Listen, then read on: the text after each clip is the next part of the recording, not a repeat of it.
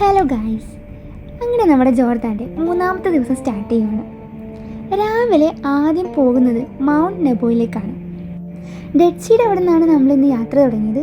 മുകളിലേക്ക് പൊയ്ക്കൊണ്ടിരിക്കുകയാണ്. പോകുന്നതിനനുസരിച്ചുള്ള വിഷ്വൽസ് നമുക്ക് പറയാൻ പറ്റാത്തൊരനുഭവമായിരുന്നു.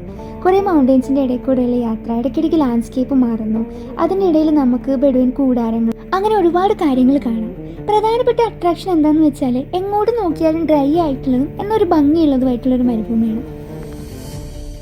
അങ്ങനെ നമ്മൾ അവിടെ എത്തി. ഇതൊക്കെ ഒലിവ് ട്രീസ് ആണ് കേട്ടോ. ഇതിൻ്റെ ഇടയിൽ കൂടിയാണ് നമ്മൾ അങ്ങോട്ടേക്ക് പോകുന്നത്. മൗണ്ട് നെബോ, മോശെ പ്രവാചകന് ദൈവം വാഗ്ദത്ത ഭൂമി അഥവാ പ്രോമിസ് ലാൻഡ് കാണിച്ചു കൊടുത്തത് ഈ മലയിൽ നിന്നാണെന്നാണ് പറയപ്പെടുന്നത്.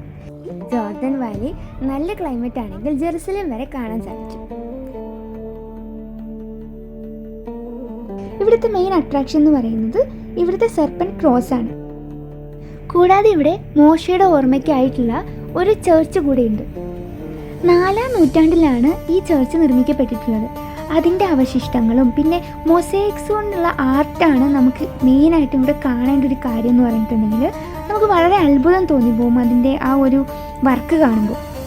അങ്ങനെ അവിടുത്തെ കാഴ്ചകൾക്ക് ശേഷം അടുത്തതായിട്ട് നമ്മൾ എത്തിയിട്ടുള്ളത് സിറ്റി ഓഫ് മൊസൈക്സ് എന്നറിയപ്പെടുന്ന മദബയിലാണ്. സുവനീർ വാങ്ങിക്കാൻ വേണ്ടിയിട്ടാണ് ഇവിടെ കയറിയത്. ഇവിടെ നമ്മൾ മൊസൈക്സിൻ്റെ കുറേ ആർട്ടുകൾ കണ്ടു, അതുപോലെ ആർട്ടിസ്റ്റുകളെ കണ്ടു.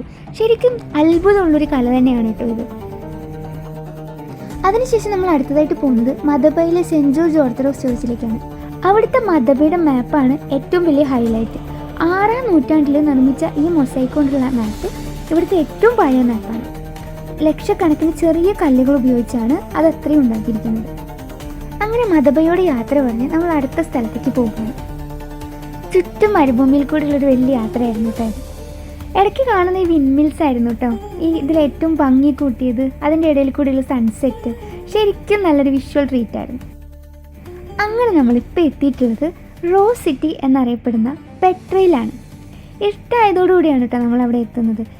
ഈ ഒരു സമയത്ത് എത്തിയതുകൊണ്ടാണ് കേട്ടോ ഇത്ര ഭംഗിയുള്ളൊരു കാഴ്ച കാണാൻ വേണ്ടിയിട്ട് പറ്റിയത്. പിന്നെ നല്ല ഡിസംബറിൻ്റെ ഒരു തണുപ്പുമായിരുന്നു. അങ്ങനെ നമ്മുടെ ഇന്നത്തെ വിശേഷങ്ങൾ ഇവിടെ തീരുവാണ്. അപ്പോൾ അടുത്ത വീഡിയോയിൽ പെട്രയുടെ വിശേഷങ്ങളായി കാണാം. Bye bye.